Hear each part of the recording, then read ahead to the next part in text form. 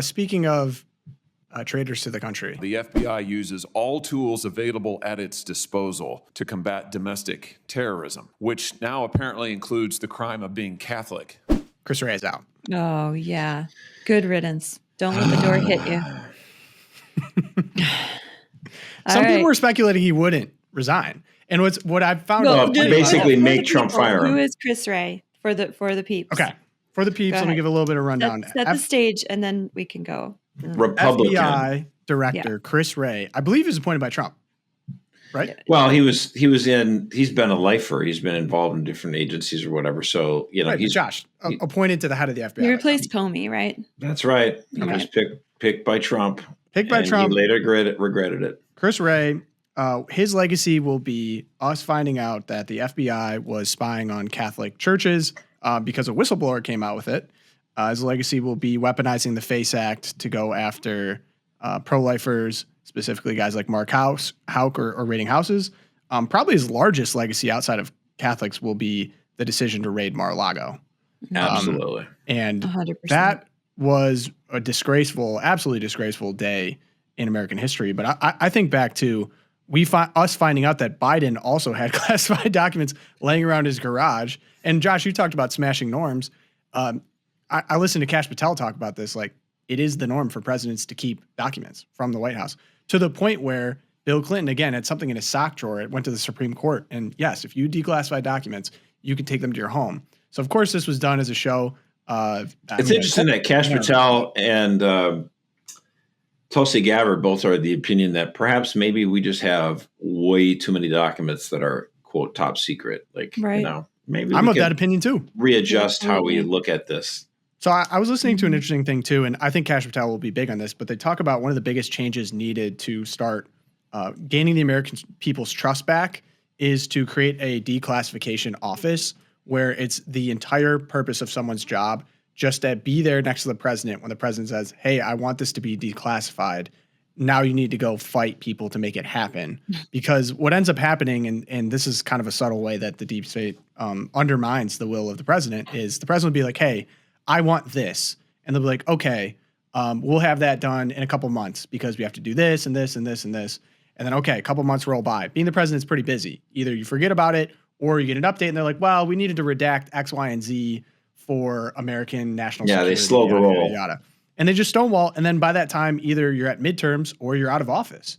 And so that's why having someone in the FBI seat that, of course, the ultimate irony is that Trump's going to weaponize the Department of Justice. I don't know how it can become any more weaponized than it already was. Under Chris Wray. Right? Another thing, though, that doesn't get enough of a mention, too, is that a lot of these people, like Christopher Wray, now he's resigned or whatever, he's still going to have top secret clearance. And there's a ton of people who are no longer in office. They're no longer serving in these roles. And they maintain, like we're talking hundreds, thousands of people that have all this access to these top secret documents. And of course, they go on to different jobs and do other things. And so they're able to basically sell their access because they, I still have clearance. And so you want to hire someone who has that kind of clearance. It's just like, how is it even? I'm one of the things where like American people, when they find out about it, like, wait, what? Like, why do we allow this to happen? Yeah. It's insane. Really? Yeah. Erica, any thoughts on Chris? Don't let the door hit you on the way out. It's the first thing that came to mind. Like you said, his legacy is absolutely shameful. And I think 100 years from now, when people are writing the history of the Trump years, he is going to be one of the chief villains, him and Merrick Garland. I remember, so I was covering his testimony to Congress in 2022, 23, and just evasive, refusing to take any kind of any ownership of his decisions and kicking the can down the line. And I think one more thought, his treatment of whistleblowers in general. Mm-hmm. We had like Marcus Allen, who's up for Hero of the Year with us, Kyle Serafim, obviously. And there were multiple other whistleblowers who were trying to get the message out through legal means that they legitimately had access to, and just the way they were treated. This might be true of all FBI directors, but the way they were treated under Chris Wray was just shameful. And I hope restitution is given to them under Kash Patel quickly. Yeah, it's just, it's the hope that these agencies would stop becoming so self-serving, and the agents forum and the directors like this. Yeah. The idea that, like, why do we have an FBI? We have an FBI so that we can prosecute people who do like bank fraud or commit, federal crimes across state borders. Exactly. It's not to spy on Catholics. It's not to throw pro-life grandmas who pray, rosaries in jail. Like, what in the world are you doing? And then, and oversight is natural. We want to make sure we have oversight on federal law enforcement agencies so they don't get out of hand. We have questions like this, like you raided Mar-a-Lago, and then like the Secret Service, like they can't even protect Donald Trump. I mean, like, Right. so we have a right to ask, like, what the heck is going on here? And typical, bureaucratic mindset where it's like, what I should They have don't to have to answer. tell you. I don't have to answer to you. And they use these vague, passive words like, "Well, mistakes were made," or this or that. Well, Josh, on that front, Buddy. one of the big contesting points that people had with the FBI was, were there informants in the crowd of January 6th? Yeah. And we're going to find that out very soon, aren't we? So the Politico comes out, they're like, no. FBI didn't deploy undercover agents on January 6th. Watchdog report finds undercutting conspiracy theories. And it took, 1, 2 paragraphs, 3 down to say, 26 people served as informants for the FBI in there, known as confidential human sources. Oh my goodness. So kind of opposite of what the headline said. I mean, Yeah.